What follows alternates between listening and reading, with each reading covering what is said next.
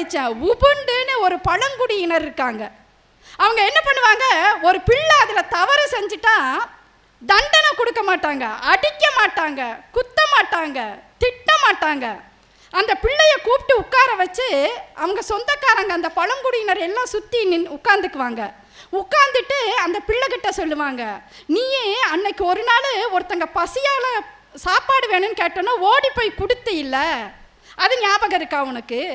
நீ அன்னைக்கு ஒருத்தர் திடீர்னு விக்கல் வந்துருச்சு, தண்ணி கேட்டாங்க, நீ ஓடி வந்து கொடுத்தல்ல, அது உனக்கு ஞாபகம் இருக்கான்னு அந்த இளைஞன் செய்த அத்தனை நல்லதைகளையும் சுற்றி நின்று அவர்கள் பேசுவார்கள்.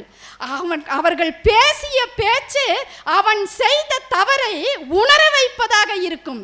தவறை சொல்லி அவனை மாற்றவில்லை, அவன் செய்த நன்மைகளை சொல்லி உபுண்டு பழங்குடியினர் அந்த பிள்ளைகளை மாற்றுவார்கள் என்று சொன்னால், மணிமேகலையின் அன்பு, மணிமேகலையின் கருணை, மணிமேகலையின் வாத்சல்யம், புத்த பெருமானுடைய அருள் தூதராக விளங்கி அவளுடைய அருள் பார்வை சிறையை மட்டுமல்ல இந்த தேசத்தையே, ஏன் உலகத்தையே மாற்றக்கூடியதாக இருந்திருக்கிறது. அதனால் அவளால் மாற்ற முடிந்திருக்கிறது.